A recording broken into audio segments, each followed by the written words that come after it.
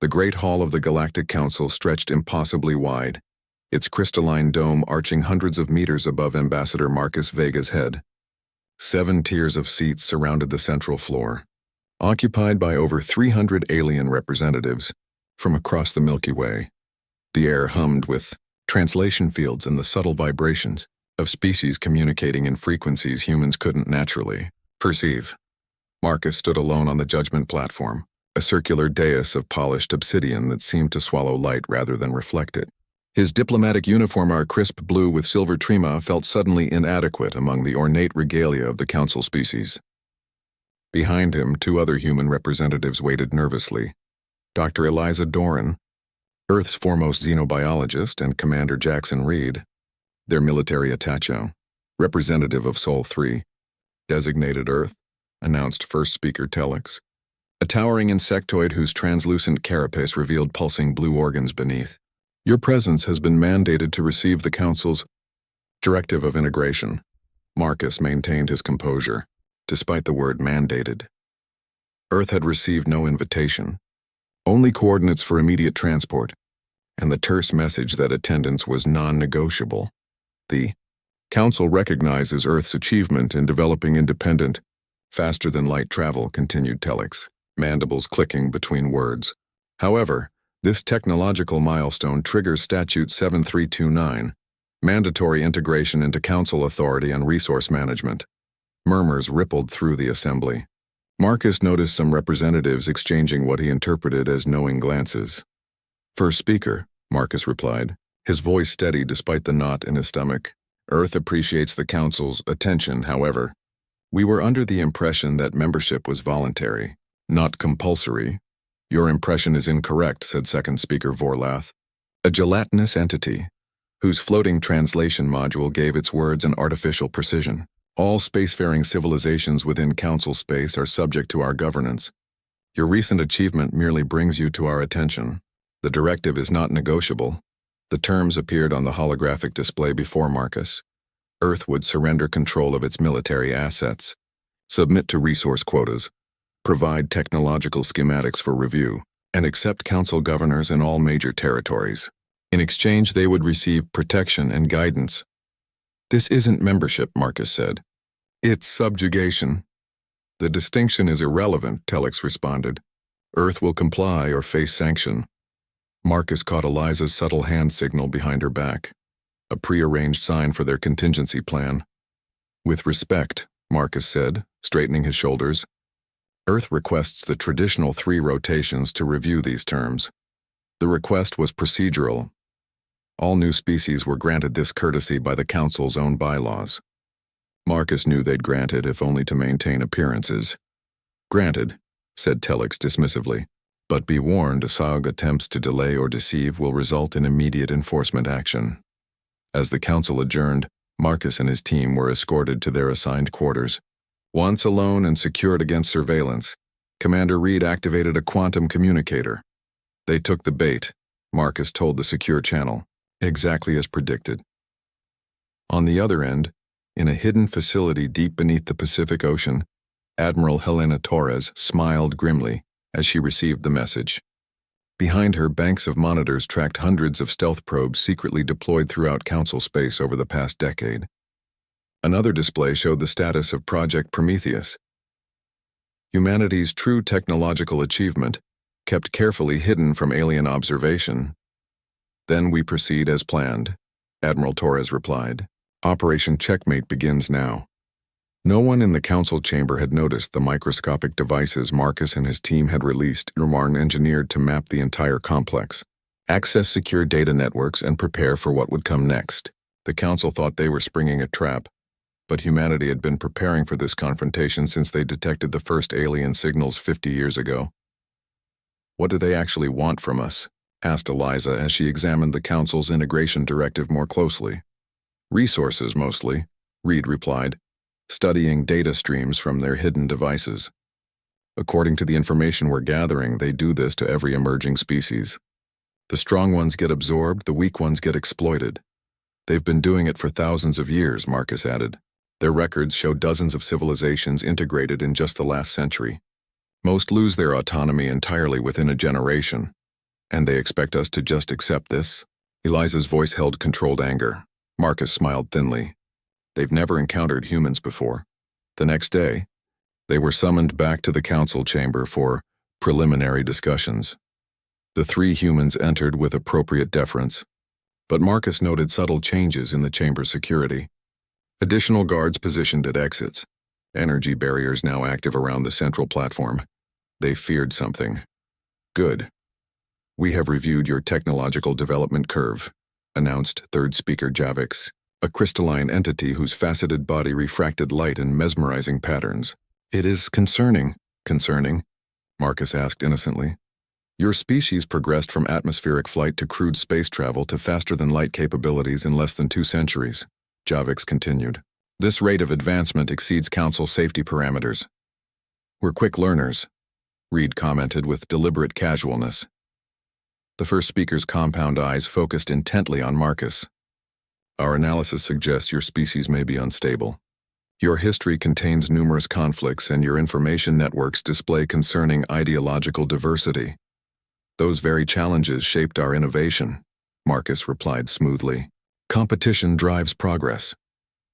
Uncontrolled progress is dangerous, countered Vorlath, its gelatinous form pulsing with what might have been concern.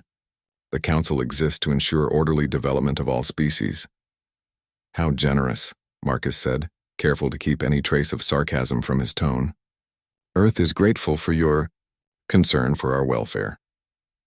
As the discussion continued, the humans appeared to reluctantly accept the inevitability of integration while negotiating minor concessions. With each passing hour, the Council representatives grew more confident, more condescending in their assurances of how beneficial Council rule would be for Earth. They didn't notice Eliza's datapad silently collecting biometric data from each speaker, or Reed's seemingly decorative wristband mapping the chamber's security systems. They certainly didn't detect the quantum entanglement device in Marcus's diplomatic insignia, transmitting everything in real time to Earth. That night, in their quarters, the team reviewed their progress. The infiltration is at 70%, Reed reported. Their security architecture is complex but predictable. Another day should be enough. Their arrogance makes this almost too easy, Eliza noted. They're so convinced of their superiority that they never considered we might have technologies they don't understand. Marcus nodded. That's always been their weakness. They've been the dominant power for so long they've stopped innovating. They just absorb the technologies of species they subjugate. His communication device signaled an incoming message from Admiral Torres. Defense grid fully operational. Fleet standing by. The Council's integration fleet has been detected preparing for departure. Estimated arrival at Earth in 5 days. Marcus composed his reply carefully. Understood. We'll be ready. Continue Project Prometheus preparations. When they returned to the Council chamber the following day, Marcus noticed a subtle shift in the atmosphere. Several representatives from smaller Council races watched them with something that might have been hope. Word was spreading that Earth might not submit as easily as expected. Have you prepared your formal response to the integration directive? Demanded First Speaker Telix. Marcus stepped forward, his posture respectful but not submissive. We have, First Speaker. Earth acknowledges the Council's position and requests one final private audience with the High Council before submitting our formal reply. The Council claimed control of Earth today. Tomorrow, they would discover just how grave a miscalculation that was. Third Speaker Javik studied the humans' diplomatic vessel with suspicious eyes. The sleek ship dubbed Artemis appeared primitive by Council standards and all angular metal and visible propulsion systems. Nothing like the elegant biomechanical crafts favored by senior Council races. They've accepted our terms too easily, Javix muttered to Intelligence Director Morrow, a hunched avian whose feathers had long ago faded from vibrant purple to dull gray. 3 rotations ago they were outraged. Now they're agreeable? Psychological assessments suggest humans are prone to rapid acceptance of superior force, Morrow replied, shuffling through neural projections. Their history is filled with conquests and subjugations. They understand their position. The private audience with the High Council had concluded just hours earlier. 7 of the most powerful beings in the galaxy had gathered in the sacred chamber, a room few non-council members ever saw. Its walls were living crystal that amplified psychic energies, allowing the council members to sense deception. Or so they believed. In the Council's private assembly chamber, Ambassador Marcus had presented Earth's formal response with a demeanor of reluctant resignation. Earth will comply with integration, he announced to the gathered high speakers. We request only minimal adjustments to resource quotas and ask that Council governors respect existing governmental structures during transition. First speaker. Telex's compound eyes had flickered with satisfaction. Minor accommodations may be granted. Your wisdom in accepting Council authority will be noted. Now, as Javix and Morrow watched the humans prepare for departure, something still troubled the crystalline third speaker. Their compliance doesn't match our predictive models, Javix insisted. Humans should have resisted longer. Morrow shuffled his wing arms dismissively. You overthink, speaker. They recognized inevitability. Perhaps, Javix conceded, but remained unconvinced. Later, as the Council prepared the official integration fleet, Marcus and Dr. Eliza conducted a tour of their vessel for several curious mid-tier Council representatives. The aliens marveled at what they perceived as charming technological inefficiency.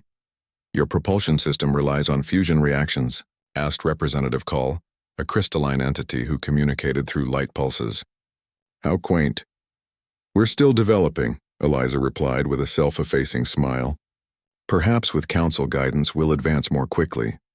What the visitors failed to notice was Commander Reed quietly collecting skin cells, breath particles, and biological traces from each visitor.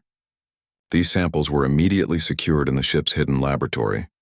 Their arrogance is our greatest advantage, Reed noted later, as the three humans gathered in their secure communication room. They're so convinced of their superiority that they never question our submission. Has Torres received our data package? Marcus asked, reviewing the biological profiles they'd collected. Reed nodded. Complete transmission confirmed.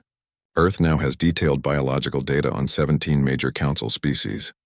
And our infiltration systems? Eliza asked. Fully deployed, Marcus confirmed. The nanites are spreading through their network as we speak. By this time tomorrow, we'll have access to every Council system from communication arrays to defense grids. Meanwhile, across Council space, seemingly random power fluctuations affected minor systems on dozens of worlds. Dismissed as maintenance issues, no one connected these incidents to the microscopic probes the humans had deployed throughout the Council infrastructure. On Earth, Admiral Torres reviewed incoming data from these probes in the Prometheus Command Center. Her team had mapped 87% of critical Council systems, identified key vulnerabilities, and compiled biological profiles of 17 major species. The integration fleet launches tomorrow, her lieutenant reported. 37 vessels, including 3 dreadnoughts. Estimated arrival at Earth in 4 standard days. Torres nodded. And our defenses? Orbital platforms show as non-functional to their scanners. Ground-based weapons remain concealed. The Prometheus array is at 98% capacity. Torres studied the holographic display of Council space, tiny points of light representing each infiltrated system. Have our embedded operatives made contact with the dissidents? Yes, Admiral. The Fringe Worlds Coalition is standing by. The Silvani representatives are particularly eager. Torres allowed herself a small smile. Then we're ready for Phase 3. Back in Council space, Marcus received an encrypted message during the formal pre-integration ceremony. He excused himself politely and retreated to a private alcove to review it. The message contained just 3 words. Checkmate begins tonight. As Marcus rejoined the celebration, he caught Eliza's eye across the room. She was engaging a group of xenobiologists with animated discussion about Earth's primitive understanding of genetic engineering. Their host had no idea that humans had secretly mastered genetic technology centuries beyond Council, standard Zeeper's technology that had allowed them to appear biologically non-threatening, while concealing their true capabilities. That night, as the Council celebrated their newest acquisition, microscopic machines throughout their network synchronized their clocks. In exactly 6 hours, everything the Council thought they knew about humans would be proven catastrophically wrong. The next morning, First Speaker Telex was awakened by an urgent communication. The integration fleet had launched on schedule, but something was wrong. Very wrong. Explain, Telex demanded of the fleet commander's holographic projection. Our navigation systems are experiencing anomalies, the commander reported nervously. Course calculations keep shifting. Communication with rear elements is degrading. Technical malfunctions? Telex suggested impatiently. Possibly, but affecting all vessels simultaneously? It's unprecedented. Before Telex could respond, the chamber's lighting flickered, then stabilized. The holographic projector reset itself, but instead of the fleet commander, it now displayed Admiral Helena Torres of Earth. "Greetings, first speaker," Torres said calmly. "I believe your fleet is experiencing some difficulties." Telex's carapace flushed dark with anger. "What is the meaning of this? How have you accessed this secure channel?" "There are no secure channels anymore," Torres replied. "Not for you. As we speak, your integration fleet is discovering that their systems no longer belong to them. Their weapons, their navigation, even life support, all now respond only to our commands." "Impossible," Telex chittered in disbelief. "Your arrogance made it quite simple," Torres continued. "You were so focused on our visible technology that you never thought to look for the invisible. The nanites Ambassador Marcus and his team released have been replicating throughout your systems for days. Quantum-entangled microprocessors, completely undetectable by your scanning technology." Understanding dawned on Telex with terrible clarity. "You planned this from the beginning." "Of course we did," Torres confirmed. "Earth has been monitoring Council communications for decades. We know how you integrate developing worlds. We know about the species you've subjugated, exploited, and sometimes eradicated. Did you really think we'd submit to the same fate?" Across the Council station, alarms began to sound as system after system failed, then reactivated under new control. Emergency bulkheads sealed and unsealed in precise patterns. Communication arrays broadcast on all frequencies. In the main Council chamber, the other representatives were gathering in confusion as every display showed the same message in all languages. "The Council's authority has been suspended pending reorganization." "What do you want?" Telex finally asked, mandibles clicking anxiously. "Ambassador Marcus will present our terms in 1 hour," Torres replied. "I suggest you listen carefully. Earth has no desire for war, first speaker, ours only for justice. And unlike the Council, we believe in genuine cooperation, not domination disguised as protection." As the transmission ended, Telex's private communicator buzzed with incoming reports. Similar system takeovers were occurring on every Council world simultaneously. The carefully maintained hierarchy of power that had stood for thousands of years was collapsing in a matter of hours. In his quarters, Marcus prepared for the most important diplomatic meeting in human history. They had the advantage now, but the goal wasn't to humiliate the Council. It was to transform it. "Are you ready?" Eliza asked, adjusting her uniform. "I've been preparing for this moment my entire career," Marcus replied. "Today we don't just save Earth from subjugation. We change the course of galactic history." Commander Reed entered, his expression serious. "Torres reports all systems functioning as planned. The integration fleet is completely under our control. Council military assets throughout their territory are neutralized." "And our allies?" Marcus asked. "The Fringe Worlds Coalition has mobilized. The Sylvany fleet has emerged from hiding. 27 formerly subjugated species await our signal." Marcus nodded, squaring his shoulders. "Then it's time to offer the Council a choice: reform or become irrelevant." As they walked toward the Council chamber, representatives from other species stepped aside, watching with new respect and, in some cases, barely concealed hope. Word had spread quickly. Earth hadn't submitted to the Council's authority. Earth had broken it. The integration fleet never made it past the heliopause. When the Council Armada entered the outer boundary of Earth's solar system, they expected to find a compliant planet awaiting their governance. Instead, they discovered their ships could no longer access their navigation systems. Communication arrays went silent. Weapon platforms remained unresponsive. Aboard the flagship Dominance, Fleet Commander Zeth frantically ordered manual overrides as primary and backup systems failed simultaneously. "Impossible," he roared, his scaled skin flushing deep crimson. "How could primitives disable tachyon-shielded systems?" The answer came moments later when every display on every vessel flashed with the same message, translated into all Council languages. "Your systems were compromised 47 standard days ago. Please maintain position for further instructions."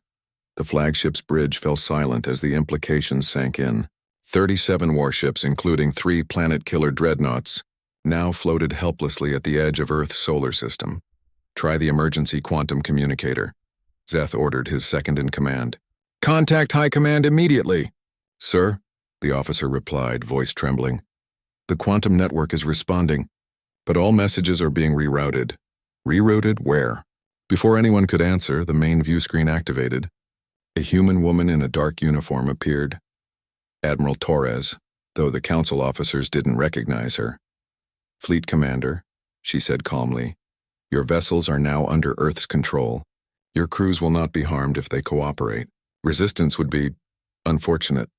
Zeth's training abandoned him. This is an act of war, the Council willa.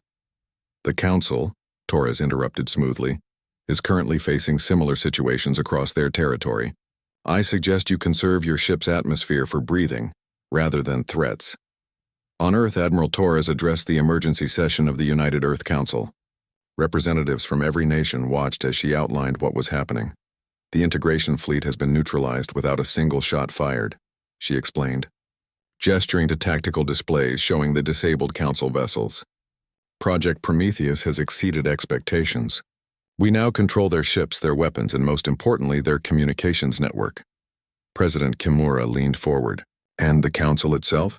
In exactly 12 minutes, our embedded systems will activate across Council space. Every major world will experience a demonstration of our capabilities. Nothing harmful, just enough to make our position clear. And the dissidents? Asked the Chinese representative. The species that have secretly opposed Council rule? The Fringe Worlds Coalition is mobilizing as we speak, Torres confirmed. The Silvani particularly have been waiting centuries for this opportunity. They've suffered the most under Council exploitation. The Russian representative frowned. We risk replacing one empire with another. Is that our intention? No, Torres said firmly. We want reform, not conquest. A true galactic community, not a hierarchy of masters and servants. Across the galaxy, on hundreds of Council worlds, the demonstration began precisely on schedule. Power grids cycled in perfect synchronization, creating mesmerizing patterns visible from orbit. Communication systems broadcast the same message in each civilization's language. The age of Council dominion has ended. Defense systems stood down simultaneously. Orbital platforms reoriented. Planetary shields flickered momentarily.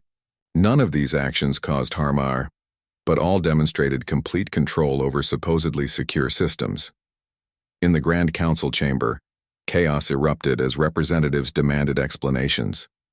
First Speaker Telek struggled to maintain order as reports flooded in of compromised systems across all Council territory. Ambassador Marcus entered the chamber unannounced. No longer dressed in his diplomatic uniform but in the dark gray and silver of Earth's unified command. Behind him walked 20 human officers, each carrying data tablets. First Speaker, Marcus announced, his voice cutting through the pandemonium. Earth rejects your integration directive and proposes alternative terms. This is outrageous. Telex chittered. You will release our systems immediately or what? Marcus interrupted. Your fleet is disabled. Your defense networks are under our control. Your secure archives have been copied. He gestured to his officers who began distributing the tablets. These contain evidence of Council violations against your own charter specifically, regarding the development, races you've systematically exploited. The chamber fell silent as representatives began reviewing the data. Centuries of corruption, unauthorized genetic experiments, and deliberate technological suppression of developing species were laid bare. We've also taken the liberty of sharing this information with the Fringe Worlds Coalition, Marcus continued. They're particularly interested in renegotiating their treaties. Second Speaker, Vorlath's gelatinous form pulsed angrily. You cannot possibly maintain control of our systems. Our technicians will, Your technical capabilities are impressive, Marcus conceded, but incomplete. Earth developed a fundamentally different approach to information technology, our quantum biological hybridization. Your systems cannot detect it because they don't recognize it as technology. On cue, Dr. Eliza stepped forward. The biological samples we collected allowed us to create interfaces compatible with your specific neurology. The infiltration was complete before you even noticed we existed. In the tense silence that followed, a new figure entered the chamber, Admiral Torres herself, having traveled via Earth's true FTL system, unknown to the Council. We have no desire for war, she announced, surveying the assembly. Earth simply refuses subjugation. We propose instead a restructuring of the Council, one based on genuine cooperation rather than dominance. She activated a holographic display showing a new organizational structure, one where power was distributed more evenly, where developing worlds had representation, and where no single species could control the fate of others. You have 6 standard hours to consider our proposal, Torres stated flatly. After that, we will begin systematically dismantling Council authority, world by world if necessary. As the humans departed, leaving the stunned Council to deliberate, third speaker Javix turned to Intelligence Director Morrow. How did we misread them so completely? The old avian's eyes reflected a rare emotion. Respect. We saw what we expected to see, Morrow replied quietly. A species playing at galactic politics. Instead, we found a predator that had studied us for decades before revealing itself. Back in their temporary embassy, Marcus and Torres conferred with Earth Command via secure quantum link. The Council is fractured, Marcus reported. The dominant species want to resist, but the secondary members see opportunity in our proposal. And the fringe worlds? President Kimura asked. Torres brought up a tactical display, moving as planned. The Silvani fleet has secured 3 key transit points. The Neridian Collective has disabled 2 Council monitoring stations. The Vosh Republic is broadcasting the evidence of corruption to all worlds in their sector. We've opened a Pandora's box, Eliza observed. Can we control what comes out? We don't need to control it, Marcus replied. We just need to guide it toward something better than what existed before. Throughout Council space, humanity's hidden allies began emerging from the shadows. Species that had pretended submission for centuries now revealed their true strength. Underground resistance movements on a dozen worlds seized control of local governments. The carefully maintained illusion of Council omnipotence was shattering. On the Silvani homeworld, trees that had appeared decorative for generations suddenly uprooted, revealing themselves as sentient warriors who had been hiding in plain sight, waiting for this moment. They quickly secured the Council governor's compound. In the Neridian system, supposedly primitive floating cities revealed advanced shield technology that had been disguised as atmospheric effects. The Vosh, thought to be simple agrarians, activated planetary defense systems they had hidden beneath their farms. As reports of these revelations reached the Council chamber, the balance of power visibly shifted. Representatives who had been dominant for millennia found themselves surrounded by former subjects who now held their fate in unfamiliar hands. We should have seen this coming, Morrow told the High Council in their private emergency session. The humans didn't just prepare themselves. They've been coordinating with our enemies for years. Not enemies, First Speaker Telix corrected bitterly. Subjects. Species we thought safely under our control. The question now, said Second Speaker Vorlath, is whether to accept their terms or resist. Can we resist? Asked Fourth Speaker Dren, a normally silent member whose species communicated primarily through color changes in their skin. They control our systems, our fleets, our defenses. Not forever, Telix insisted. Our technicians are already working to purge their infiltration programs. And if they succeed? Vorlath countered. What then? We face not just Earth, but dozens of worlds in open rebellion. The Council has never confronted a coordinated uprising on this scale.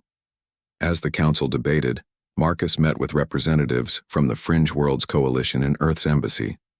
Elder Root of the Sylvania, a plant-based being whose bark-like skin showed the scars of centuries of resistance, spoke for many.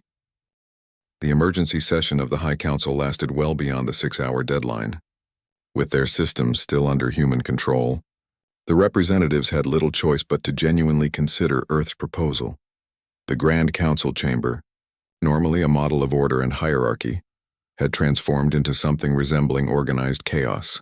Representatives who had never dared speak directly to High Council members now voiced centuries of grievances. Species that had been relegated to the lowest tiers now stood eye to eye with their former masters. This is extortion, hissed Councillor Drex, a reptilian diplomat whose species had dominated mineral-rich sectors for millennia. We cannot surrender authority to primitives. They are hardly primitive, countered Councillor Vala, one of the few voices who had originally opposed the integration directive. Her luminescent skin pulsed with emphasis as she spoke. They infiltrated our most secure networks undetected and disabled an entire battle fleet without violence. Their technological approach is different, not inferior. First Speaker Telek struggled to maintain order as factions formed and reformed across the chamber. The Council had never faced such a direct challenge to its authority. Our technical teams report failure at every attempt to purge their infiltration, reported Intelligence Director Morrow, his voice low enough that only the High Council could hear. Whatever the humans have deployed, it's unlike anything in our archives. Then we negotiate, said Second Speaker Vorlath reluctantly, but from a position of strength. We still control vast resources, do we? Asked Fourth Speaker Dren, skin shifting to a doubtful purple hue. Reports indicate 17 resource worlds have declared independence in the last standard day alone. Meanwhile, in Earth's temporary embassy established within the Council Station, Admiral Torres received representatives from 27 worlds that had suffered under Council exploitation. The Sylvania, a plant-based species whose homeworld had been stripped for rare minerals, Harats, were particularly vocal. For 3 centuries, we have petitioned for basic representation, said Elder Root, his bark-like face creasing with emotion. The Council dismissed us as developmentally unprepared while extracting our resources. That changes today, Torres assured them. Earth stands with all sovereign species. Across the table, Ambassador Toll of the Neridian Collective raised concerns. The Council species will not accept diminished status easily. They may pretend compliance while plotting revenge. We're well aware, Commander Reed answered, displaying data from Project Prometheus. Our infiltration extends to their private communication channels, even their genetic research facilities. They cannot conspire without our knowledge. It's not our intention to humiliate them, Marcus clarified, only to create a system where exploitation is impossible. As discussions continued, a junior officer interrupted with an urgent report. Admiral, we've detected unusual energy signatures from 3 Council core worlds, patterns consistent with weapons preparation. Torres reviewed the data grimly. It seems some Council members prefer conflict to compromise. Activate countermeasures Protocol 7. Across Council space, the targeted defense system suddenly went offline completely. The weapons platforms that had been secretly preparing fired randomly into empty space, harmlessly expending their energy. A warning shot, Torres explained to the startled representatives, to remind them of their position. Back in the Council chamber, a decision was finally reached. First Speaker Telex, flanked by the full High Council, faced Ambassador Marcus with rigid formality. We reject Earth's proposal in its current form, Telex announced. However, we offer a counter-proposal. The terms appeared on the central display: limited reforms, minor concessions to developing worlds, and recognition of Earth's independence, but with the core power structure of the Council remaining intact. Marcus studied the offer silently before responding. Insufficient. Then we have reached impasse, Telex declared. You should know that we have not been idle during these negotiations. Our technicians have isolated your infiltration protocols. Within 30 rotations, we will regain control of our systems. A confident lie. But Marcus didn't challenge it directly. Perhaps a demonstration is required, he said instead, nodding to Dr. Eliza, who activated a secure communicator. Across the station, lights flickered momentarily. When they stabilized, every Council member found themselves looking at perfect holographic recreations of their own homes on their respective worlds, or showing family members, private spaces, secured locations that should have been impervious to surveillance. These aren't recordings, Eliza explained calmly. These are live feeds from microscopic observers placed throughout Council space. Your security was compromised long before you knew we existed. The impact was immediate and visceral. What had been an abstract threat became intensely personal. Before the Council could respond, alarms sounded throughout the station. Emergency bulkheads sealed as atmosphere vented from specific uninhabited sections. A calculated demonstration, Commander Reed explained. No one is harmed, but this station now operates only because we permit it. Outside the station, a fleet of ships emerged from Eftalayan, not Earth vessels, but ships from the Fringe Worlds Coalition, the Sylvani Collective, and a dozen other formerly subjugated species. The Council's authority was built on the illusion of overwhelming power, Marcus said, his voice cutting through the chaos. That illusion ends today. First Speaker Telex's compound eyes focused on Marcus with newfound understanding. You never needed our cooperation. This negotiation, it's theater. Not entirely, Marcus replied. We genuinely prefer peaceful transition. But make no mistake, the transition will occur, with or without the current council's participation. In a private chamber adjacent to the main hall, Admiral Torres met with representatives from the 7 most powerful council species. The real negotiation, or the one that would determine the galaxy's future, was about to begin. Earth has no desire to replace one empire with another, she told them. But the old order ends today. You have a choice: help build something better, or be remembered as the last defenders of a failed system. As she spoke, displays showed council worlds where populations were already celebrating, having received news of the confrontation.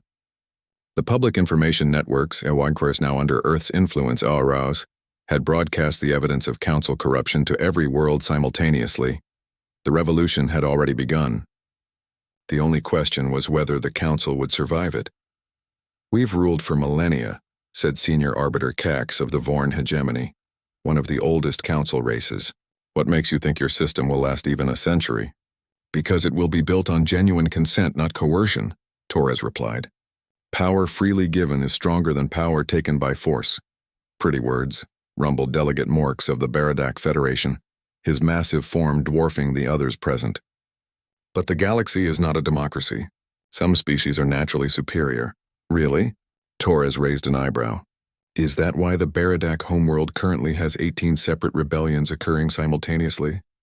Is that why your orbital defense grid is now under control of your own colonial territories? Morx fell silent, his expression darkening. We've studied council history extensively, Torres continued. Your system has been decaying for centuries. Corruption, exploitation, stagnation. These are symptoms of structural failure, not temporary setbacks. On the main view screen, images from across the galaxy continued to stream in. Council governors being peacefully removed from office, formerly subjugated species dismantling exploitation infrastructure, celebration in the streets of 100 worlds. Your choices are simple, Torres said. Join us in creating a new order, maintain your dignity and much of your influence, or resist and be swept aside by the tide of history. One by one, the council representatives exchanged glances. Centuries of domination had not prepared them for negotiating as equals. What guarantees do we have? Asked Cax carefully. That our species will be treated fairly in this new arrangement. The same guarantees everyone else has, Torres replied. Equal representation, transparent governance, mutual defense. No special privileges, but no special restrictions either. And our worlds? Our territories? Pressed Forlath. Core homeworlds and legitimate colonies remain yours, Marcus explained. Exploited worlds will determine their own fate. Resource rights will be renegotiated under fair terms. As discussions continued, reports arrived from Earth's monitoring stations throughout Council space.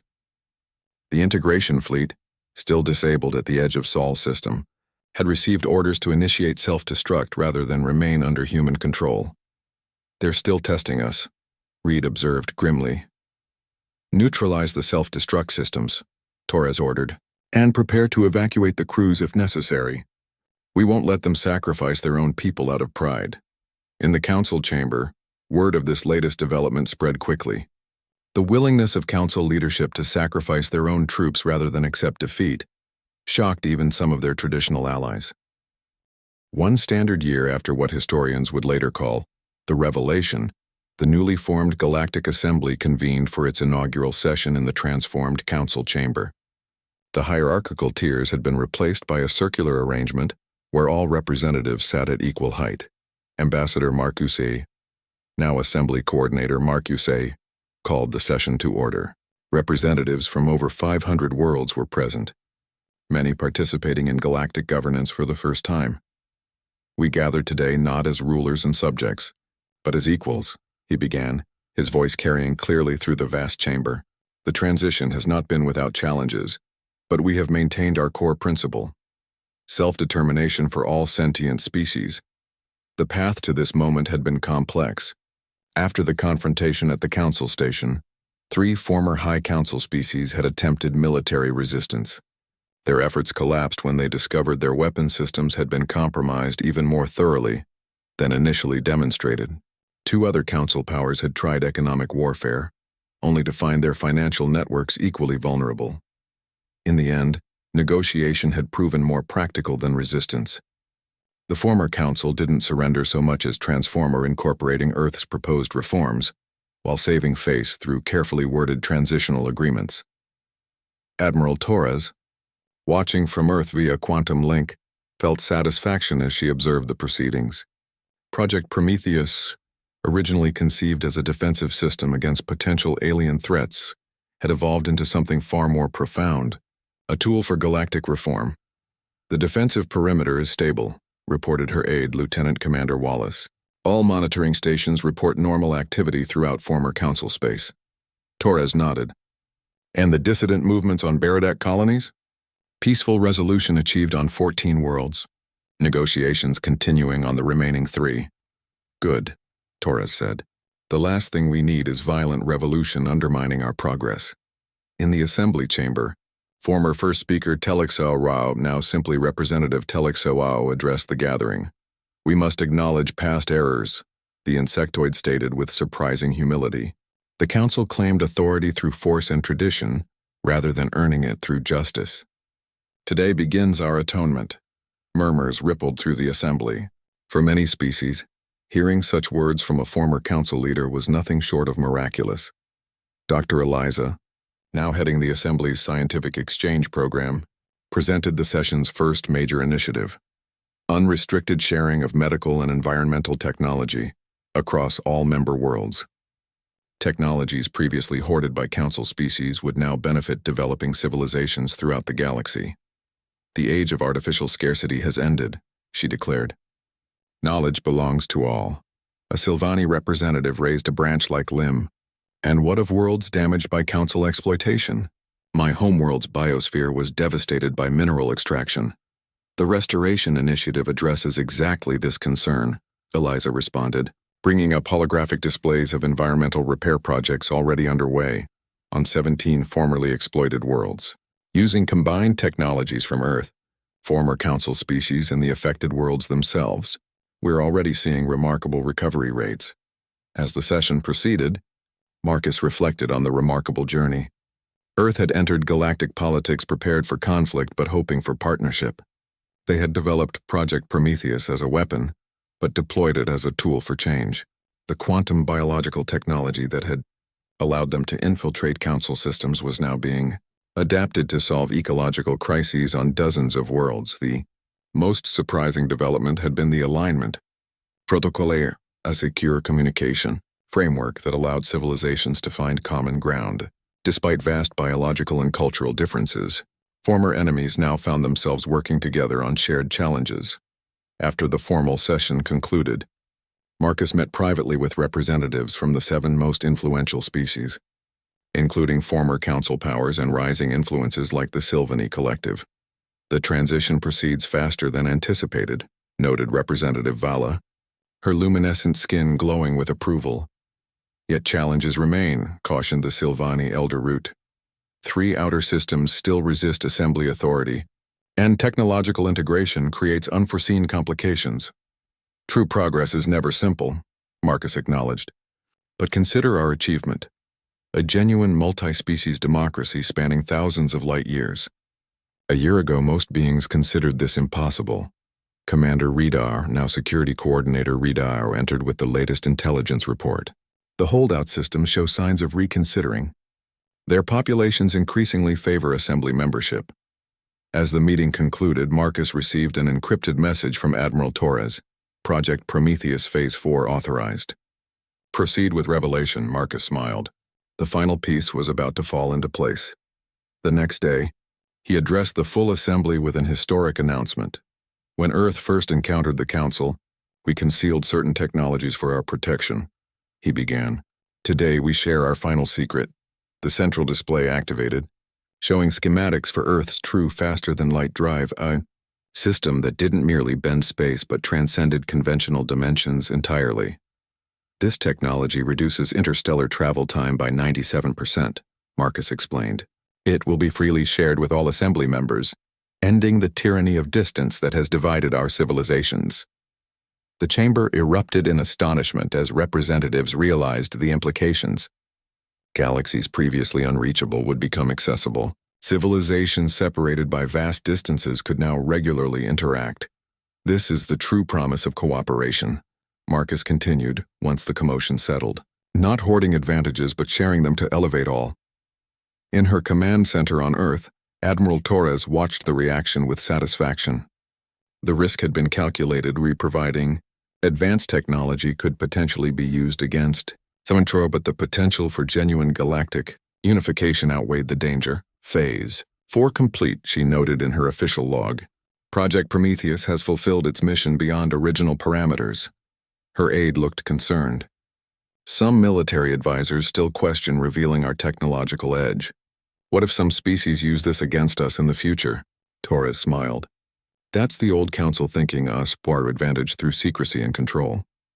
Our advantage comes from cooperation. 1,000 worlds working together will always outpace a single world working alone, no matter how advanced. Over the next weeks, technical teams from Earth traveled throughout assembly space, helping establish the new FTL network.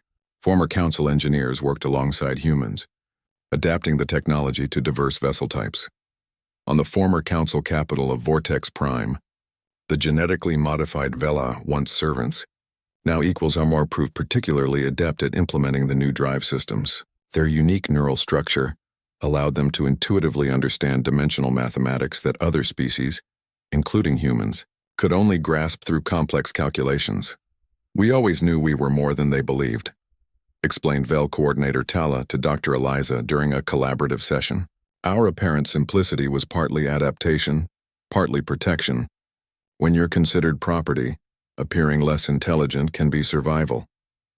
Your species will be essential to the Assembly's future, Eliza responded, not because of your service, but because of your perspective.